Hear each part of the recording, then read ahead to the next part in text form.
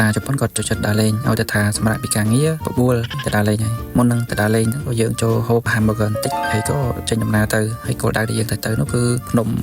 មួយដែលយើងមើលឃើញពីចម្ងាយហ្នឹងតាកាយ៉ាម៉ាសាតាមពិតទៅមើលផ្ទះដែលនៅលើភ្នំហ្នឹងហើយផ្ទះហ្នឹងមានអាយុកាលប្រហែលជា300ឆ្នាំហើយតាមដែលខ្ញុំសាកសួរតាជប៉ុនមកពីផ្ទះទៅភ្នំហ្នឹងគឺមិនចិត្តទេចំណាយពេលប្រហែលជាកន្លះម៉ោងព្រោះវាឆ្ងាយដែរប្រហែលជា8គីឡូពីផ្ទះទៅតែបើយើងធ្វើដំណើរដោយឡានប្រហែលជា10នាទីថ្ងៃនេះមេឃសតុំទោះបីជាដល់រដូវក្តៅក៏វានៅតែមិនសូវជាក្តៅប្រហែលទេទីនេះគឺជាជនបទសម្បូរទៅដោយវាលស្រែបើយើងទៅខាងមុខទៀតគឺជាតំបន់ភ្នំតំបន់ព្រៃភ្នំបើយើងប្រៀបធៀបទៅខាងខ្មែរយើងគឺម្ដុំខាងខេត្តបាត់ដំបងទៅបៃលិនជីបណ្ដាឃើញបកោភ្លើងរៀបជាជួរអញ្ចឹងទៅក៏ឃើញដល់រឿងអានីម៉េរៀបជាជួរអញ្ចឹងទៅវាដូចនៅក្នុងរឿងអត់ខុសគ្នាទេបងប្អូនមកដល់កន្លែងនេះឃើញសត្វមួយក្បាលចម្លែកមែនតើក៏ទុយដូចអាឡូកខ្លួនដូចកងានក្បាលដូចមាន់ហើយទំហំរបស់វាគឺប្រហែលជាប៉ុនមាន់គោកស្អាតមែនតើដើរទៅហើយ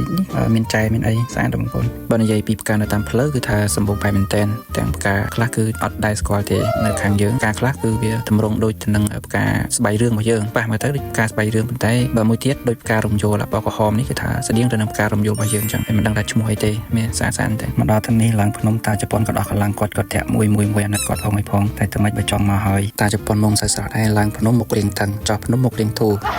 នេះគឺជាគោលដៅដែលយើងទៅនៅ 1.7 គីឡូទៀតបើខណៈគិតមែនតើហើយនេះគឺជាទីតាំងដែលយើងត្រូវមកអានេះខ្លាញ់ចតកង់ហើយនេះទីតាំងដែលយើងបានមកដល់ហើយនៅក្នុងហ្នឹងគឺថាមានសិតតែព្រៃឫស្សីដោយសារតែវាជាតំបន់ទេសចរពេលដែលយើងចូលមកគឺឃើញមានផ្លូវទ្រង់ទ្រាយស្អាតល្អហើយហ្នឹងគឺថាចូលមកកាន់តែជ្រៅទៅហើយអត់មានឃើញអីឃើញតែព្រៃឫស្សីធម្មតាហើយនឹងផ្លែកយើងឆ្លងស្ពានមកនេះកន្លែងផ្ទះគេនៅខាងទៀតពេលដែលមកដល់កន្លែងនេះក៏ឃើញកន្លែងបងលុយគិតចុះគិតឡើងទៅក៏បានចូលមើលទៅហើយតំបន់ហ្នឹងក៏ជាតំបន់ដែលចូល UNESCO ដែរដូចជា